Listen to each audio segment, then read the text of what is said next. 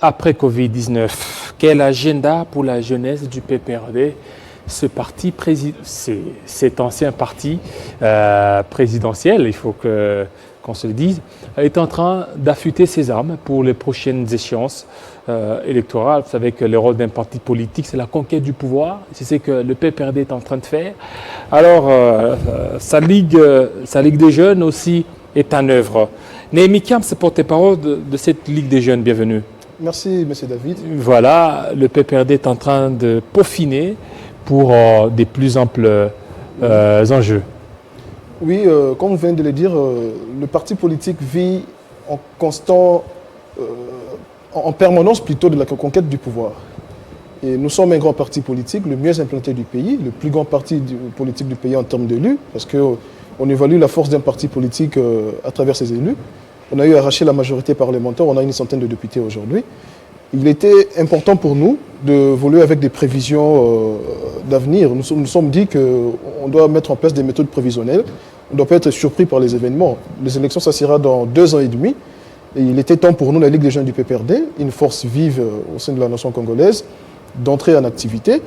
Et le président national de la Ligue des jeunes, Serge Kadima, vient d'instruire tous les responsables de la Ligue à la base, au niveau communal plutôt, fédéral et provincial, sur toute l'étendue de la République. Nous sommes partout où vivent les Congolais. Nous avons l'ambition et nous existons depuis très longtemps. Ils sont tous instruits pour accueillir les différents camarades, membres du comité national de la Ligue des jeunes qui vont faire la ronde pour redynamiser et redonner de la vitalité à toutes nos structures de la Ligue des jeunes à la base. Et tout ça, nous le faisons en perspective des élections de 2023. Un parti politique prépare sa victoire électorale. Un parti politique ne se laisse pas surprendre par les événements électoraux. Nous nous sommes dit, les élections, c'est dans quelques mois d'ailleurs. Donc dans moins de 2 ans ou 2 ans comme ça, nous aurons les élections. L'année 2020 est déjà finie. Et nous avons l'ambition de récupérer les pouvoirs pleinement. Nous avons aujourd'hui les pouvoirs, oui, à travers nos élus, la majorité parlementaire qui nous a donné la primature et plus des ministres dans le gouvernement, et les contrôles de la quasi-totalité des assemblées provinciales que nous avons. Mais nous sommes dit que nous devons encore faire mieux en 2023, en arrachant une majorité parlementaire absolue, d'abord, et également récupérer la présidence de la République. Nous avons cette ambition-là de récupérer le pouvoir de bout en bout, de la base au sommet. Il y a des candidats pour ça. Au niveau du PPRD... Il y aura un candidat. Le PPRD, c'est un parti qui vit... Parce que pour le moment, il faut voir un candidat qui pourra certainement faire face éventuellement Félix-Antoine Tshisekedi et aussi d'autres candidats de la Mouka. On ne sait pas qui la Mouka, est-ce qu'ils iront en ordre dispersé ou la Mouka, parce qu'au niveau de la Mouka, Moïse Katumbi est là, il y a Martin Fayoulou, tout ça. Est-ce que le PPRD est en train aussi de réfléchir là-dessus ou bien il y aura des coalitions comme ce qui s'est passé? Nous ne sommes pas encore arrivés à la désignation du candidat du PPRD, du FCC d'abord, il faut parler de ça aussi, parce que nous sommes dans une plateforme, le FCC, avec beaucoup de nos camarades qui se sont associés à notre idéologie. C'est vrai, nous devons avoir un candidat en 2023, mais au moment opportun, comme on avait désigné en 2018 l'honorable Ramazani Chadari, le parti va encore désigner notre candidat à la veille des élections, ou pourquoi pas à quelques mois des élections. Au PPRD, le texte prévoit les modes de désignation du candidat. Le candidat est désigné par l'initiateur du parti, le président du parti, le président Joseph Kabila Kabange, et ce candidat doit impérativement être présenté au Congrès. Donc il y aura un Congrès pour montrer à la face du monde le candidat du PPRD au moment opportun. Ce n'est pas encore le moment. Pour nous, le moment est à la redynamisation du parti, à la revitalisation de toutes nos structures à la base.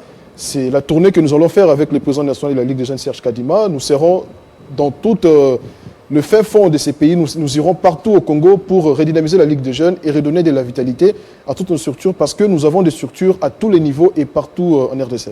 Voilà. Vous comptez redynamiser toutes les structures de la jeunesse, mais cette jeunesse fait face beaucoup plus à des manipulations des politiques. Aujourd'hui, pour arriver au pouvoir, on manipule ces jeunes. Alors, une fois arrivé au pouvoir, on oublie ces jeunes. Est-ce que vous ne voyez pas qu'avec ça, les jeunes risquent de bouder toutes vos démarches? Monsieur David, je vous rassure, là, je parlerai un peu en prophète. Je ne suis pas prophète, comme vous, moi, je porte le nom d'un prophète. Voilà. En 2023, il y aurait élection. Il y aurait élection en 2023. Nous, s'il n'y aura pas élection, nous serons dans la rue. Nous allons réclamer les élections 2023. Nous allons réclamer les élections en Mais 2023. il y aura des évidences. Il y aura les élections en 2023. Mais quand on parle d'ONIP, en 2023, quand on parlait de l'ONIP, voilà, il y a ONIP. Déjà, on envisagerait les recensements en 2021. Les recensements risquent de faire pratiquement 3 ans. Nous allons faire la même chose qu'on a subi en 2016. Lorsque le président Kabila, lorsque l'honorable Jeannette Kabila parlait de la nécessité d'organiser les recensements avant les élections. Vous savez ce que nos amis délimités ont fait? Ils ont fait quoi? Ils ont fait des meetings, des marches pour contester ces recensements qui étaient importants, qui étaient d'une importance cruciale à l'époque. Je ne pense pas que les recensements étaient importants aujourd'hui. C'est vrai, c'est pas important, mais c'est vrai, c'est une affaire très importante. On doit connaître le nombre et identifier tous les Congolais. On ne peut pas se dire Congolais sans carte d'identité. On doit avoir une carte d'identité légale, pas une pièce qui fait office de la carte d'identité comme on a la carte d'électeur aujourd'hui. Mais nous sommes dit, ce n'est pas une nécessité aujourd'hui. Mais il faut passer au recensement. Il faut penser aux élections. Aux élections. Il faut penser, mais sans recensement, le tout dernier recensement date de 1984. Nous sommes en 2020. Mais pourquoi ils nous ont combattus quand on ambitionnait de faire ces recensements en 2016? Et pourquoi ils nous ont combattus? Alors pourquoi ils ont catégoriquement refusé. Nous nous sommes dit, le parti politique, nous sommes en démocratie. La beauté de la démocratie, c'est dans les élections. Lorsqu'il y a les élections, ça donne de la beauté à une démocratie. Nous nous sommes dit qu'en 2023, il y aurait élection. Je n'ai même pas dit ce que je voulais dire, la prophétie. En 2023, il y aurait élection. Et le PPRD va remplir l'Assemblée nationale avec des jeunes. Soyez-en sûrs. Nous sommes sûrs que nos candidats jeunes, les prochains candidats du PPRD aux élections législatives provinciales et nationales, seront élus en 2023 parce que le pays aujourd'hui, le peuple désire un renouvellement de la classe politique. Et voilà. 2023 va jouer la carte. Voilà, vous comptez pour 2023, vous parlez des élections, mais vous ne voyez pas qu'avec la Covid-19, une crise de 5 mois, ça a beaucoup perturbé même les financements, non, ça a perturbé beaucoup de choses. Pas pour 5 mois ça risque d'entraver les bons déroulements des élections de 2023. Mais ça ne risque pas d'empêcher la tenue des élections. Les élections auront lieu parce que la Covid, oui, elle a perturbé beaucoup de choses, mais le pays a continué à fonctionner. Il y a Covid. Le pays a fonctionné, les importations se sont faites. Il y a cette histoire de saut des moutons qui a créé... Cette histoire de saut des moutons-là n'a rien à voir avec nous parce que ce sont des projets qui ont été conçus par les gens qui sont au pouvoir aujourd'hui. Ça n'a rien à voir avec les élections. Mais nous voulons... Vous êtes en coalition? En coalition, oui, mais il faut respecter la Constitution. Et vous êtes encore au pouvoir aussi. Oui, nous sommes au pouvoir. La Constitution dit que... Vous êtes dans un binôme au pouvoir. Ok, mais là c'est un porte-parole d'un parti au pouvoir qui vous informe qu'il y aura élection en 2023. Voilà, s'il n'y a pas élection en 2023, là, nous ne serons plus en démocratie, nous serons en dictature. Voilà. Je vous dis clairement. Voilà, vous êtes du PPRD, vous prenez à ce qui est organisation des élections. Ce n'est pas le cas de votre partenaire du cash, principalement l'UDPS. Pour l'UDPS, l'heure n'est pas d'abord aux élections, l'heure est d'abord au recensement, l'heure est à améliorer les sociales du peuple congolais, parce que jusque-là, les sociales n'est pas encore amélioré. Nous, vous ne voyez pas que les sociales, jusque-là, les sociales n'est pas... Le président Tshisekedi, qui est aujourd'hui notre président de la République, que nous respectons, nous sommes républicains, lorsqu'il a accédé au pouvoir, lorsque le président Kabila a laissé ces pays, pacifiquement, démocratiquement, ses adeptes, ses militants, les militants de son camp, de son parti, promettaient à la nation congolaise le paradis dans 2 mois. Et lui-même, une fois, il a dit que la vision qu'il avait avant d'accéder à la présidence et la réalité de la gestion de la chose publique qu'il vit en pleine fonction, c'est le jour et la nuit. Ce n'est pas la même chose. Alors vous, on peut faire des discours lorsqu'on est hors du pouvoir. Mais lorsqu'on accède au pouvoir, on entre en contact avec la réalité de la gestion du pays.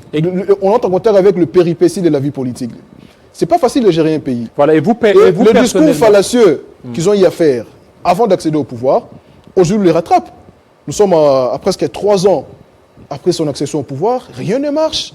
Rien ne marche, je vous dis. À tous les niveaux. Rien ne marche. Ça prouve à suffisance combien... Et maintenant, vous, qu'est-ce que vous faites? Qu'est-ce que le PPRD fait pour la réussite de ce mandat de Félix-Antoine Tshisekedi?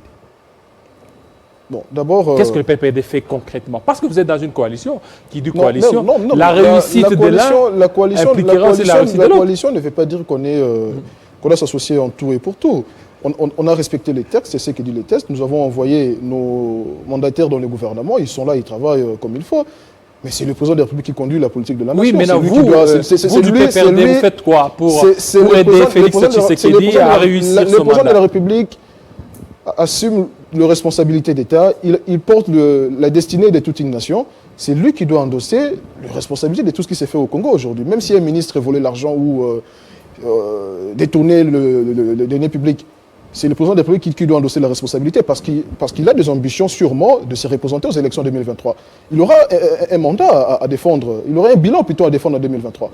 Et nous avons joué la carte comme il faut. On a envoyé des mandataires dans le gouvernement. Nos ministres travaillent comme il faut, ils travaillent très bien. Et je ne vois pas encore nous PPRD, nous devons encore soutenir le président de la République. Oui, mais il fallait aider, soutenir. Le président, hier, il a posé... On n'a pas à l'aider. Il a des collaborateurs, il a un cabinet qui est structuré, qui travaille quotidiennement. Vous êtes des partenaires, non? Partenaires, oui, mais nous ne sommes pas à tous les niveaux. Dans la gestion. Nous ne sommes pas des partenaires à tous les niveaux. Congolais il n'y a pas un seul membre du PPRD dans son cabinet, donc nous ne sommes pas des partenaires à tous les niveaux. Donc il doit endosser ses responsabilités.